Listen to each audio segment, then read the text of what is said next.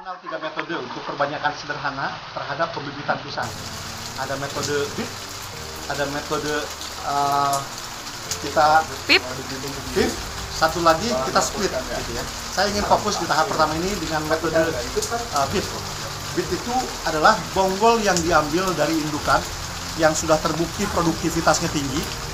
Kemudian anakannya kita ambil bonggolnya, kemudian dibersihkan. Ini kira-kira potong dari indukan seperti ini, dikasih ini.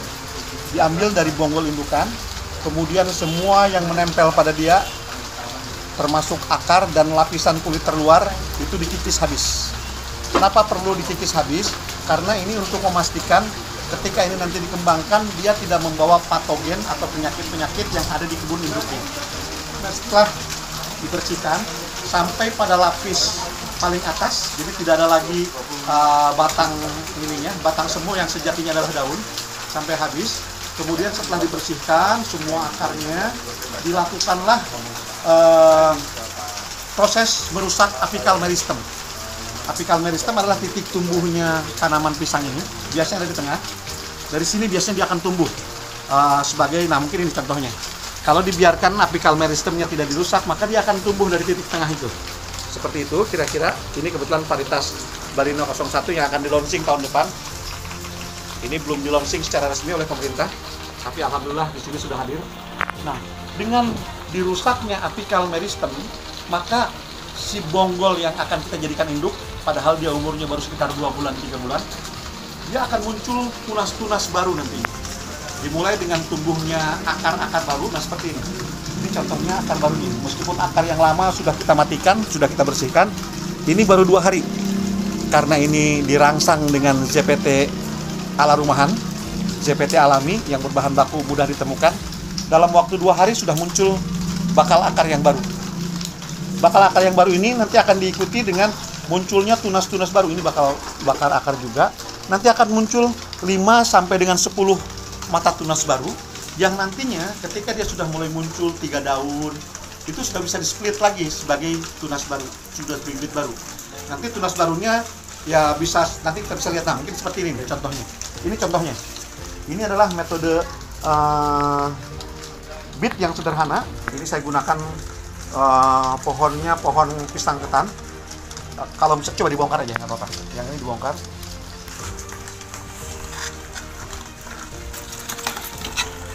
Ini sebenarnya sudah pernah diambil 2 yang pertama, dan ini masih menghasilkan 3, dan mungkin dicuci aja, mungkin coba Pak Ci, dicuci, nggak apa-apa, kita korbankan demi keilmuan, demi berbagi ilmu dan pengalaman buat teman-teman betapa metode sederhana ini. Untuk perendaman dengan perangsang itu berapa lama, Pak? Ini kalau nanti kita berdebat secara ilmiah ada banyak literatur ya. Tapi saya pengalaman pribadi melakukannya dengan perendaman selama 24 jam. Kenapa? Karena saya menggunakan bahan alami yang bukan bahan pabrikan. Tapi kalau menggunakan ZPT dari pabrikan, biasanya literasinya menyebutkan antara 30 menit sampai maksimal 2 jam. Tapi karena saya menggunakan ZPT alami, ini contohnya. Ini nanti dari satu bonggol, padahal ini bonggolnya juga belah. Ini sudah pernah saya ambil nih. Ini sebelah sini pernah saya ambil 2, tapi ini masih menghasilkan 1, 2, 3, 4. Artinya ini dari satu bonggol saja sudah menghasilkan 6. Biasanya bisa sampai maksimal 10. Karena nanti kalau ini bonggol ini sudah kita pecah, persyaratannya cuma dia bisa bawa akar sendiri. Mungkin Pak Ci bisa dipotong aja, Pak Ci, cari pisau Pak Ci. Jadi cara yang sederhana ini dari satu bonggol, ini kebetulan agak besar, bukan berarti harus besar. Bonggol yang digunakan sepanjang dia indukannya sudah teruji produktif, bagus. Bonggol yang digunakan bisa bonggol sebesar bola tenis, sekepalan tangan. Artinya dari bibit yang sudah berdaun pedang, kalau di petani pisang sebutnya seperti itu, bibit yang sudah berdaun pedang. Nah, itu sudah bisa digunakan. Kuncinya adalah, nah ini mungkin coba bekasnya sebentar. Kita lihat dulu bekasnya. Jejak masa lalunya. Ini ada lubang nih. Inilah yang kemudian kita lakukan. Di titik ini apical meristemnya dirusak. Sehingga lazimnya dia tumbuh dari sini, ini tidak. Tapi dia tumbuh dari samping. Nah ini, kalau yang bersihnya seperti itu. Ini, nah ini yang sudah lamanya seperti ini. Dengan dia dimatikannya apical meristem atau titik tumbuh yang ke arah atas, maka dia dipaksa untuk mengeluarkan anakan. Upaya untuk mempercepat keluarnya anakan tadi adalah dengan menggunakan zat perangsang tumbuh. Istilahnya ZPT bahasa singkatannya, tapi kepanjangannya adalah zat perangsang tumbuh. Dan ini bisa ditemukan dengan mudah. Kalau bahasa ilmiahnya terlalu rumit, ada auksin, sitokinin, dan macam-macam. Tapi saya ingin menyebutkan bahwa bahan alami untuk ZPT ini bisa diperoleh dengan mencampurkan bawang merah, kemudian tunas bambu atau rebung, kemudian lidah buaya, bisa juga ditambahkan toge di situ. Kalau masih mau lebih keren lagi, tambahkan vitamin B1 yang bisa diperoleh di apotik, bukan B kompleks atau B yang lain ya, B1-nya yang aktif. B1 kira-kira sekitar 10 tablet, itu satu botol, salah satu merek 3 huruf, saya udah nggak usah sebutin mereknya, itu hanya 7 ribuan, itu dapat 45 tablet, artinya 10 itu murah lah gitu. Nah itu semua di blender dipakai untuk merendam ini. Proses perendamannya saya lazimnya menggunakan waktu perendaman selama 24 jam. Jadi potong aja yang sudah ini, jangan terpotong akarnya. Jadi nanti kalau sudah muncul tunas seperti ini, yang penting dia terbawa akarnya. Sebenarnya dipotes langsung juga tidak usah dengan bonggolnya boleh, tapi kalau misalnya mau ini, kunci terpentingnya adalah bawa akar minimal 3. Nah ini penting. Kalau sudah sebesar ini sudah bisa langsung masuk ke polybag. Hanya mungkin seminggu 2 minggu sekedar adaptasi terhadap ini. Dan kalaupun ini mau ditanam langsung ke lapangan, ya sangat bisa. Gitu. Beda dengan bibit kultur jaringan yang kemudian prosesnya tumbuh dari sangat kecil, dari mikro, kemudian sampai, nah ini contohnya. Kalau bibit kultur jaringan, ini untuk sampai tahapan ini dia memerlukan waktu 2 bulan, 3 bulan ini, baru sebesar ini.